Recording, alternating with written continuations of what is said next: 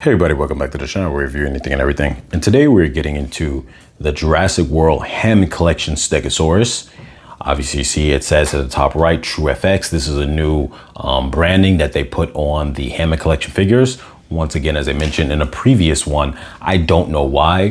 When I reviewed the Spinosaurus, I thought maybe it's because they're going in a direction of maybe, I was just taking a guess at that. Maybe it's because he is lifelike, but he's not scientifically accurate anymore, but it seems that they're just throwing this tag on all of them, even the ones that are for the most part scientifically accurate. So I don't know why they changed that branding, because everybody knew that Hammond Collection meant more realistic. But anyway, I'm not going to dwell on that for that long. Just wanted to point that out. Before we get into the Stegosaurus, we're going to take a look at the box here, and the box has your typical Hammond Collection black box setup. The only thing that's kind of more new now since the Spinosaurus, and I did a review on a Velociraptor from this same one, this is from Jurassic Park to Jurassic Park Lost World, is that they'll put this graphics effects on here, or rendering, where you'll have it on this side and that side. If you look at it at the right angle, you get like both at the same time. Just interesting, something I want to point out. Other than that, you can see the back of the box here, and what we have here. So here you have it, Stegosaurus. It has the writing here. It says, admiring the distinctive plates and spiked tail, Dr. Sarah Harding comes up close to a young Stegosaurus. While trying to capture a photo, the noise from her camera causes the Stegosaurus herd to go on the attack. Now, this is from the scene in the movie, and obviously you have the branding there of the Lost World. What's interesting is I just did a review, as I mentioned, of the Velociraptor, which is from the Lost World, and it does not have that branding of the Lost World on it, but the Spinosaurus did have the branding of the Jurassic Park 3. So maybe it was just because they didn't have a lot of space on it. I don't know. You have these pictures of the Stegosaurus here. I don't know if they're renderings or if they're the actual Stegosaurus. And on the side here, you get that same branding. The same wording here, which the Velociraptor actually had the same kind of thing, where you had both wording on both sides, same wording. But in this case, it shows you a picture of the scene where it's happening. So I'm gonna take the box out of frame now. And so here is the Stegosaurus. Let me just adjust this a little bit.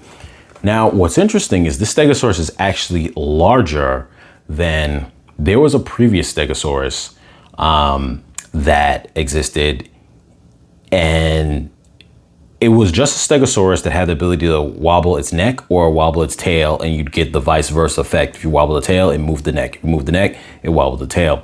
Now, that Stegosaurus later was recolored and redone as a legacy package for, it was Sarah Harding plus the baby Stegosaurus and obviously the large Stegosaurus. So that was for the legacy collection. It came in a box that looked very much like the big trailer that they were in, the kind of mobile-based trailer that they had in Lost World. So, but my point I was going to get at was that Stegosaurus, that particular mold of the Stegosaurus, which was used in those two occasions, was actually smaller than this mold here. I got him, and he's not balancing. His weight is not very good on this figure. That's one thing I want to mention too, that you'll end up running issues with. Well, I'll get into that in a moment.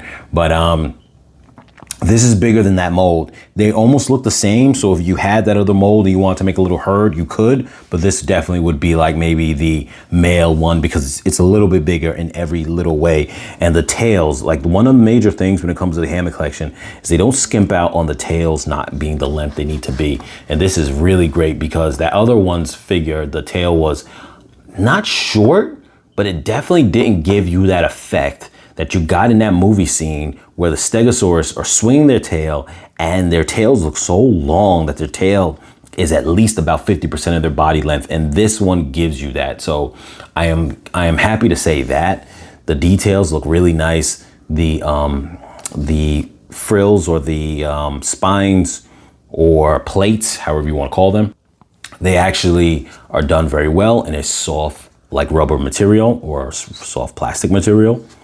You got them carrying over onto the back of the neck and also on the extended part of the tail, which this tail attaches. The tail has the bendy wire in it, but it's very fleshy because it's thick, so that's nice too. With the big spines that are also very soft, but I like that because you don't have to worry about them breaking. There is paint on them. I think it would have been nice if they could have done that similar to the teeth with a separate mold, but maybe that was too hard. But like I said, this is mostly would be something that someone would buy as a collector to pose. If someone's playing with it, you do run the risk of paint falling off, but that comes with the territory if you do buy these for a kid. I bought this for my kid, so that probably will happen. Now, the head is really nice too. You do get the glass eye, even though it's small, but you do get it, which is nice. So some of the things that I'm gonna say are a bit of, before I get into that, I'm about to get into some of the negatives. You see the belly here looks nice. Nice, huge gut. That looks really nice. You got the articulation going on, which is great. You got the toe area. You've got the elbow area, if you'll call it that, and whatnot. You can see where all the joints are. The legs, though, have clicking, which I like. I'm a big fan of that. They click into place, and that's good because it eliminates the possibility of looseness in your figures. And I think that's a really big deal. It was one of the things I used to always say when the T-Rex, the Hammond Collection T-Rex came out, and I was like, that's one thing I'm not gonna like. I don't like articulation because it gets loose. This helps prevent that, and they had that in the Spinosaurus as well. And it helps prevent them from getting loose. The problem with this figure is he's so heavy with that tail. Now, if you maybe bend this tail a little bit to the side, you might be able to alter the central weight a little bit. For the most part, this thing is just very back heavy. You can try putting the legs a little back and trying to, what I did was put the legs back and then extend them below the knee as far straight as I could, because I could bend the leg a little more forward and then bend the knee. But even that that moves the center of gravity even further to the back. I'll be honest, I have a lot of trouble. Maybe if you move the toe area, maybe that's what I can do. Move the toes a little more up. Maybe I can get his leg. If I do like that, now I can get that balance of the center of gravity. To be honest with you, other than that, I don't see you getting his center of gravity to be in a way where you can pose him, and it's not easy. Now, if you are the type who wants to put together a really nice fancy display, I will say this: if you go about that by putting them in like dirt, I've done that before with a diorama of replica non-posable ones this many years back, and I did like a sandbox of dirt. I had fake plants in it that were like display plants, and I had these replica dinosaurs. And when you pose them in dirt as a display, the dirt can mold to the shape of the feet. So that way, like, if you need them to be slightly on a tilt, the dirt can be at a slight angle, like an incline. That's just the part underneath the feet to make it where they'll stand, even though the rest of the whole body looks flat. Where the feet are, it's going to contour to the shape of the feet, so that way it's able to get its gripping, and that makes a big difference when it comes to posing. I just want to throw it out there. If you guys want to do a display and you're worried about this, that fixes those issues like this. It fixes the issues of maybe trying to pose some of these dinosaurs that have smaller feet, and they have a heavy weight because now they're doing more proportionate feet, but then that might make it where articulating them in a way where they're standing, at an angle where one leg is bent and the other one is standing flat, might be hard. Things like dirt help you get around that. Maybe you can even use clay if you want, if you think dirt's too messy, but I just want to throw it out there. Here goes Owen for scale. And it scales very well because, like I said, that scene with Sarah Harding, where that other one didn't really fit the scale that well, this one does. Because in this one, the other one was so low to the ground, you really wouldn't be able to have where you could do that kind of scenario where like the the person ducks underneath the tail that well. This one you can. I'm gonna bring that one in the frame just for the sake of, because you guys really got to see that difference. Okay, so I have that other one, and it wasn't the neck that would go, it was just the midpoint of the body, like that. Now this one's a little worn out now, but I really do want to show it. I'm gonna move Owen for the moment, show it in the scale. You can see here how you have, so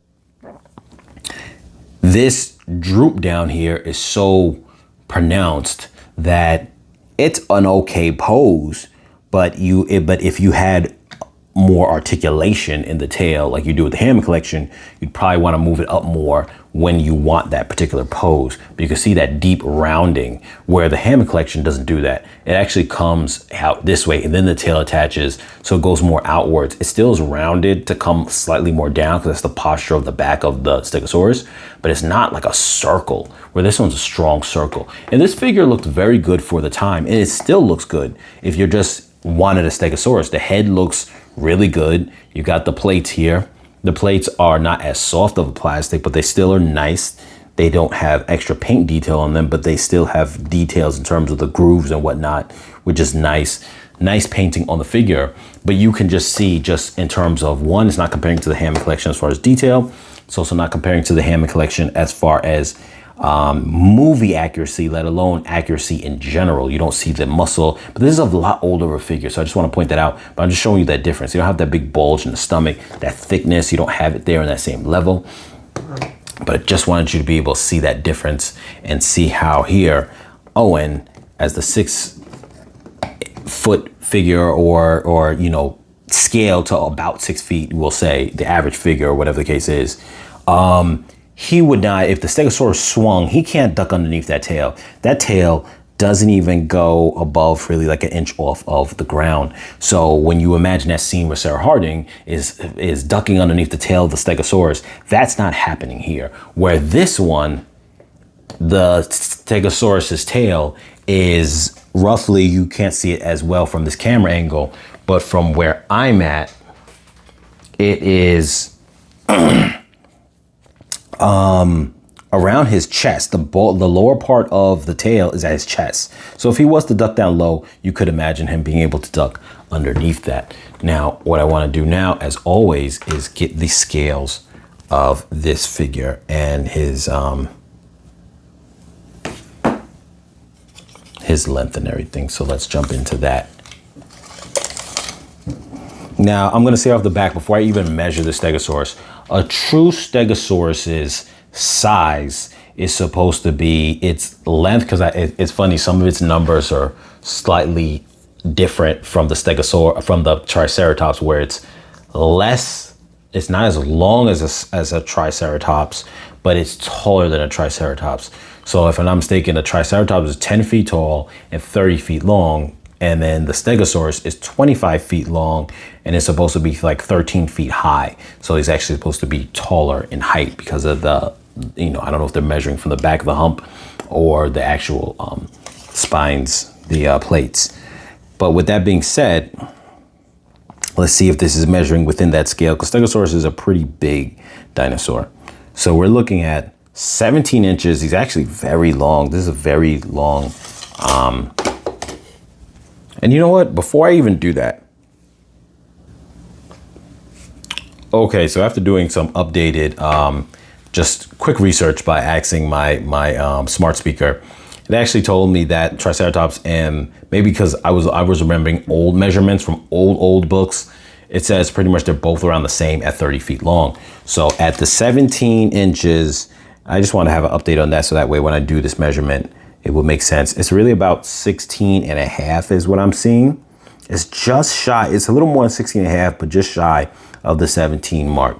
So we'll do 16 and 3/4.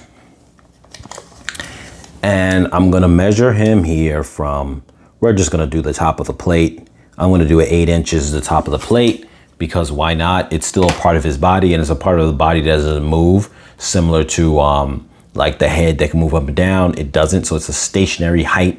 So I think I'll give it that credit. So with that being said, we're going to do the measurements. Excuse me, sorry. I said he was 16.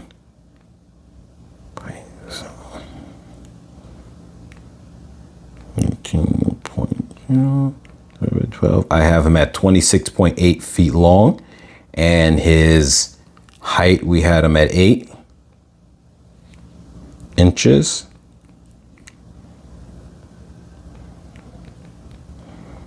And I have him at 12.8 feet tall. So at that point, he is pretty good in his measurements. A little shy for the full length, but still visually he looks proportionate, as good as he could be. He looks very on point. And then height wise, he's right there at the height that he should be for Stegosaurus. So definitely in proportion to what he should be, especially next to a regular man. And so that is pretty awesome. Definitely recommend the figure. I'm going to have the link in the description below for Amazon if the figure is available on Amazon. And as always, you guys, like, share, comment, subscribe, and I'll catch you guys in the next video.